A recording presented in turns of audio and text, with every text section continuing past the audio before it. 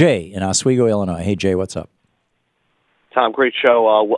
John, your last caller, well said, well said. I want to talk about outsourcing, but let me preface it with two quick things. One, I am a believer in God, but I believe you're right when we hear these guys reference Scripture and they twist it. Technically, the apocalypse will be a man-made endeavor, which is probably tied to geoengineering and a lot of other things that affect the weather and so on. So anyway, misquote there on behalf of the Bible thumper. Mankind will play their part in the apocalypse. Well, if you want to get biblical, and I'm wary of doing that too much or too extensively. But if you want to get biblical, all the warnings that are in the Bible about about basically apocalypses are warnings against humans, doing stupid things or engaging in hubris.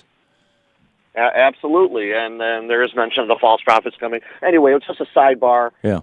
What you mentioned about rent was intriguing to me because I've been screaming this for a while about how this whole thing you can liken to the Great Depression when immigrants came here and staked their claim. They were displaced, and there was a transference of wealth, and the properties were taken away. And one aspect of that, now that we see it again, that you might want to add to your list is the huge amount of cash flow that the buyers in today's markets will reap as they step in to these units. In other words, the rent, the monthly rent they collect will be incredible amount of cash flow on top of them doing what they're doing, securitizing the rents and so forth. Right. This is monopoly on steroids. Every time you go around the game, you have to pay rent. Right? Every time. Yeah. And not only that, according to one of the articles that I read about this, one of these companies that's doing this, if you're as much as a day late on your rent, they start eviction proceedings. They just do not mess around because, they've got billions of dollars securitized on your little, $300 a month rent payment. And what's interesting, my wife and I were lucky enough to pick up some properties through the boom, and through the grace of God, we've hung on to them and modified them. But let me tell you, it was a full-time job, and I look back on it like, wow, we managed it. Mm-hmm. They were not cooperative. It was very hard to do.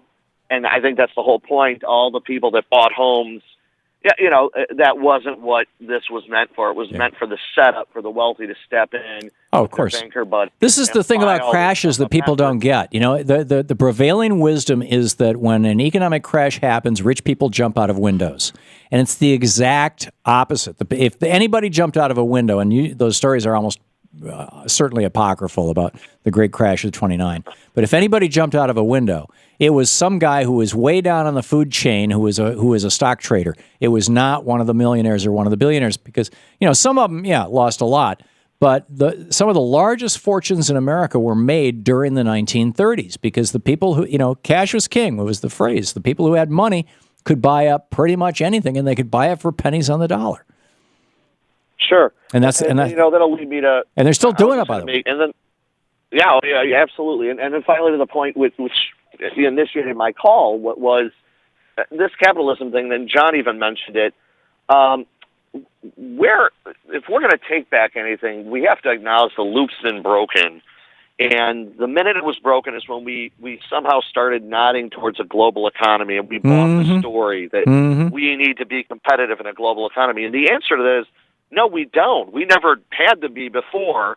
And this is the charade that's being perpetuated on the American people. So the problem is this: I don't want to shop at Walmart, but I sometimes have to because of my per capita income is so much lower now. Yeah. But if I go back in the '90s, I'd rather shop at the Jewel here in Chicago and the Dominick's that they're shutting down because I made 3 times as much money, and I didn't care, Tom. Yeah. Hey, Jay, I'm totally with you. And by the way, Shano tells me that he wants you to be the recipient of an autographed copy of The Crash of 2016. So let me put you on hold if you would like it. He's on line 3. We'll be right back.